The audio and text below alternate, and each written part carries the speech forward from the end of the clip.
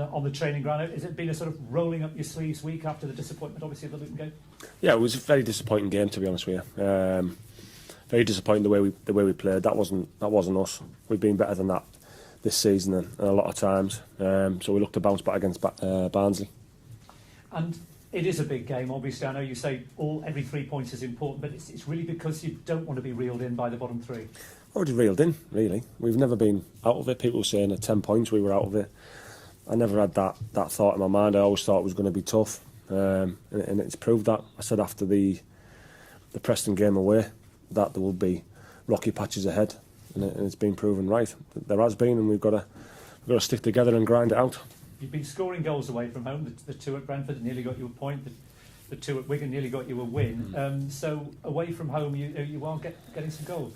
We need to get back to keeping clean sheets, and that's what them 4 wins were built on: clean sheets and playing well.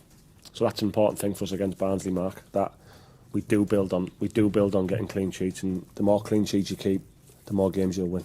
You've not exactly been helped by obviously Ayala still being out, and then this injury that you were talking about post match to Dale Fry out Wigan. No, it doesn't help, but it's been like that all season really. Dale, Danny, Ryan, Johnny, George haven't been fit all together at one point of the season, so it's difficult. Before the Luton game, I mean, did you see that sort of coming, that sort of kind of below par performance? Or? If you look at most of the games in the Championship, that happens. I mean, Barnsley go and beat Fulham 3-0.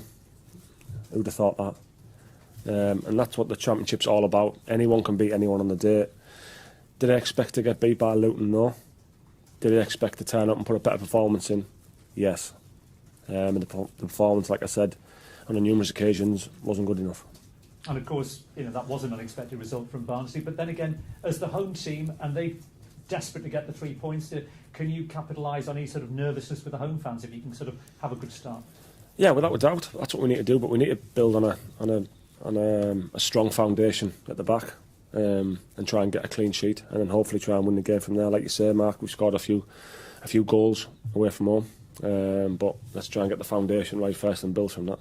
Harold McCoody, how do you think he's settled in? Obviously had the unfortunate own goal, but yeah, he's a young lad, but he's got plenty of ability, huge potential. Like I've said recently, nothing changed my opinion that he'll go and play in the Premier League.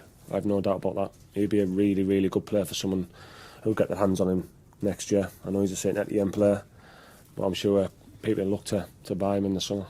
And you talked about clean sheets. Obviously, final third's important as well, and you've got Britt back, and that conundrum of which is going to be the best sort of attacking formation, perhaps until the end of the season.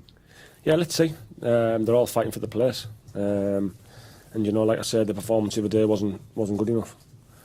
So if they keep on fighting for the place in training, there may be changes to be made.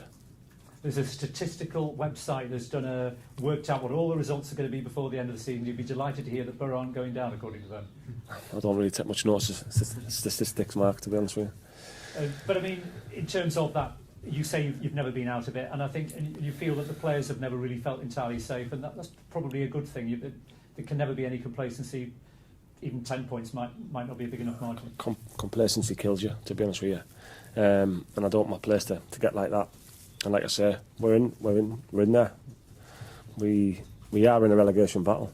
That's without a doubt, in my view. And we have been really all season. We didn't start the season off well, and we were down the bottom. At one point, we were in the relegation zone. We dug ourselves out of it.